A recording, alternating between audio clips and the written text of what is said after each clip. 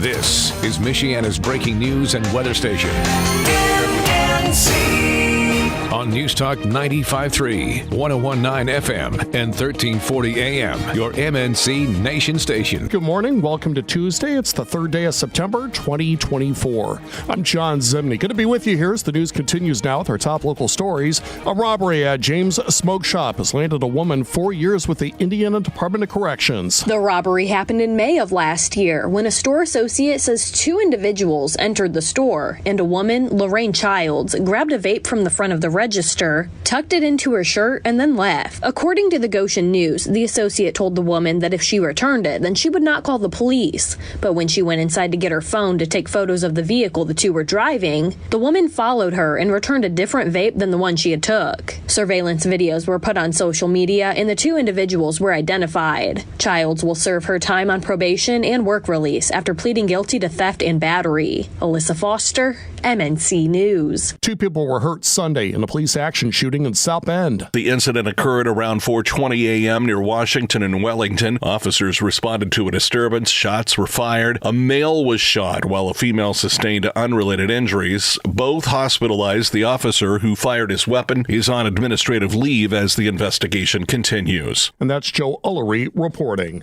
Some school districts in Michigan still wait until after Labor Day to resume classes. So with that, students in the Edwardsburg district return to the classrooms today, except for kindergartners. Their first day is tomorrow.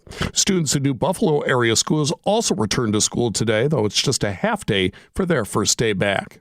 Well, Michigan kids who began school during the pandemic are still struggling in class. That's the suggestion of the latest round of M-STEP test results. Bridge, Michigan reports that M-STEP data shows that those students are trailing behind in reading and writing. Only about 40% of the state's third graders are proficient in language arts, down from 45% before COVID. Kids who began their kindergarten or first grade school careers in virtual classrooms are struggling to catch up to pre-COVID standards. Some lawmakers and education leaders are calling for the passage of new laws that require districts to emphasize phonics in early literacy classrooms.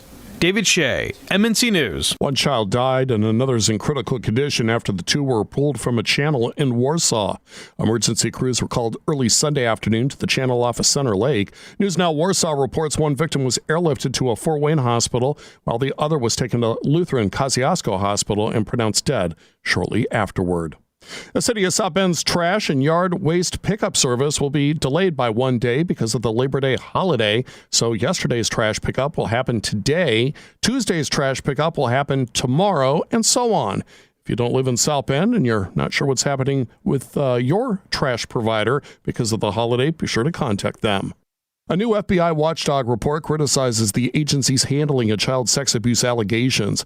The Inspector General's report suggests the FBI did not properly address the problem in the wake of the case involving former U.S. gymnastics physician Dr. Larry Nassar.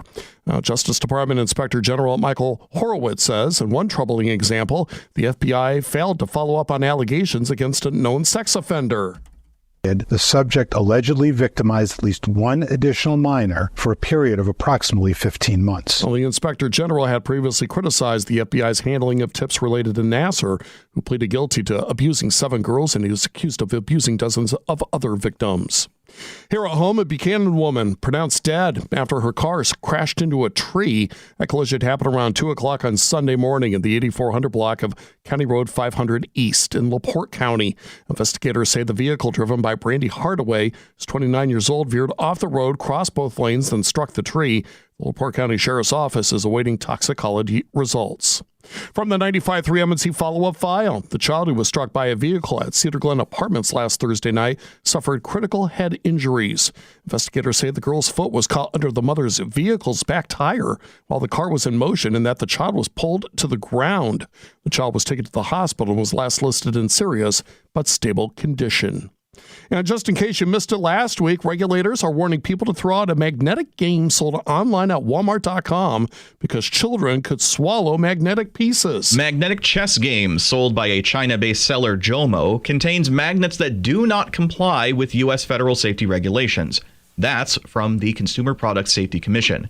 It says children could swallow the loose magnets, causing injury or death. It issued a warning, but the company hadn't agreed to a recall, says the commission, which urges people to stop using the game and throw it away immediately. Victor Garcia, MNC News. Not only will RFK Jr. stay on the ballot in Indiana, despite suspending his presidential campaign, he'll also still appear on the ballot in Michigan. The son of the 1968 presidential candidate threw his support behind Trump last week, but his name will still appear as an option on Michigan ballots in November. That's because the Natural Law Party nominated him after their primary, and Michigan law states that a party nominee cannot be removed from the ballot after they have been nominated and after the primary. The Natural Law Party needs him to remain their nominee in order to maintain future ballot access. Bridge, Michigan reports that some polls showed Kennedy's support as high as 20% in the past, though he was in single digits in the state when he ended his run.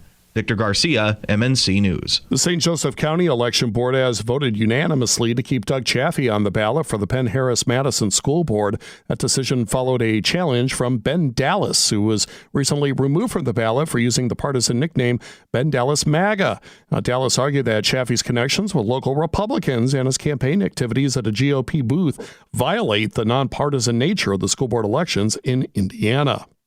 New this morning on MNC, dealing with depression, something that far too many young people are dealing with in Indiana. That's according to a recent survey by the American Psychological Association that shows 47% of young people in Indiana are dealing with untreated depression. Taylor Johnson with the Indiana Youth Institute says it's leading to bad outcomes. There were 143 youth ages 10 through 24 who committed suicide here in the state. Speaking at a roundtable at the State House, State Senator J.D. Ford is hoping to secure funding in the upcoming session to pay for more child psychologists in Indiana's schools.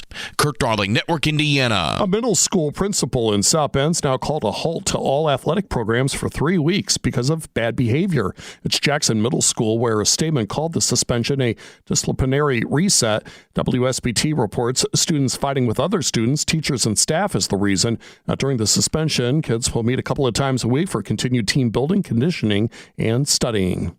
Turning to the health news file this morning, Hoosiers applying for professional licenses can now sign up to save lives. Practitioners applying for professional licenses through the Indiana Professional Licensing Agency can now agree to be a life-saving organ and tissue donor.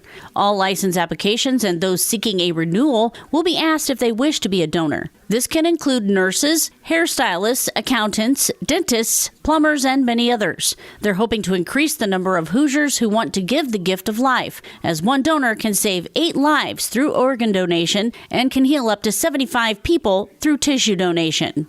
Heather Starr, MNC News. A high-speed chase in LaPorte County ended with a man's arrest. This happened early Saturday morning when the sheriff's deputy noticed Alex Tadok's car driving with one headlight, making unsafe lane changes. A high-speed chase on State Road 2 ended when Tadok crashed into a parked SUV in a home. A woman inside the home was injured but refused treatment. Tadok was booked into jail for resisting, DUI, and reckless driving. He was later released on bail.